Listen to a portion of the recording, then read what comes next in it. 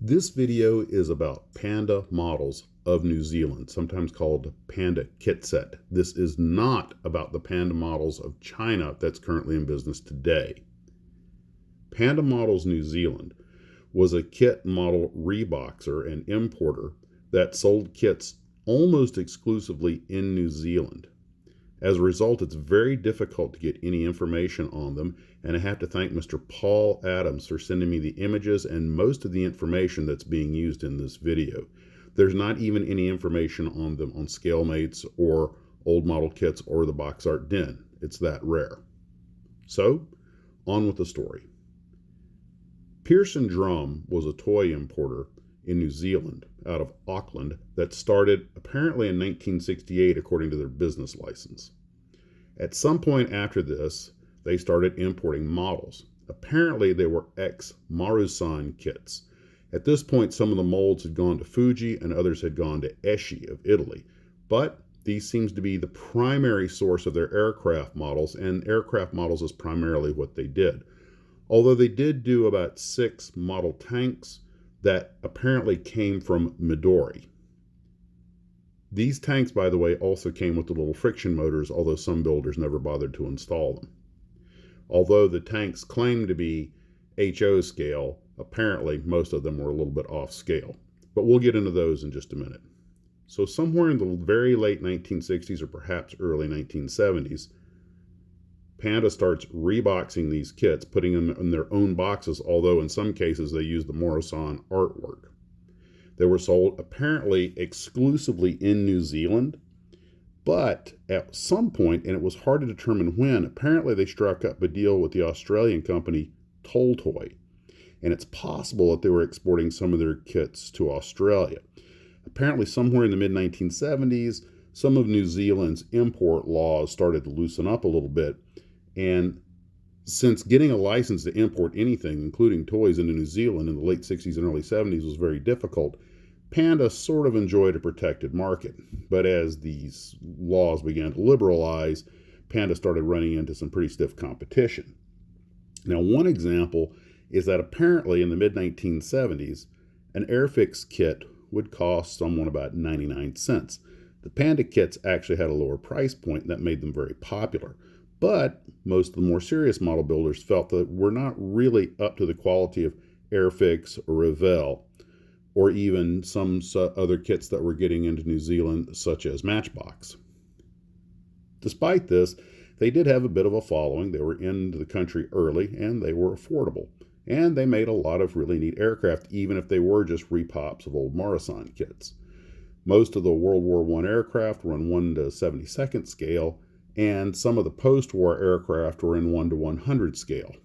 Now, the tanks they made that were listed as being apparently 1 to 87 scale were the Sherman, the M48 Patton, the Panther, the Tiger II, the JS3, and the T-54-55. These again were the old Midori kits that had the friction motors in them.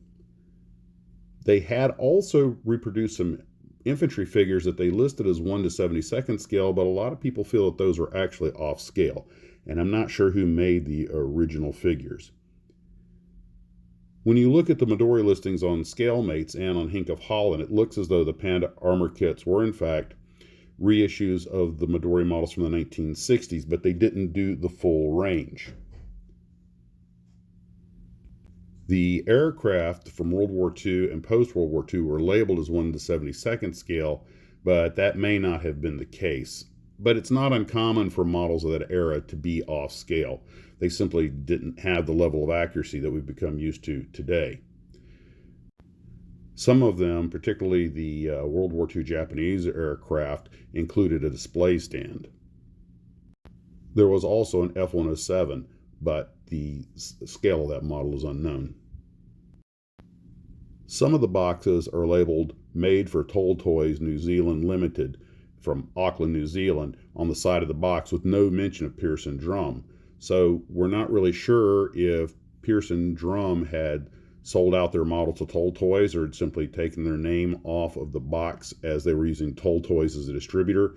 It's really unclear exactly why this took place, but I'm sure it had something to do with some kind of business deal between the two of them. It appears that Panda managed to keep selling models up until somewhere in probably the early 1980s when they ceased operations. Now, apparently Pearson Drum kept their business license in effect until as late as 2010, so they probably just got out of the kit model business as the liberalized import laws gave them more competition than they could handle and went on to other things.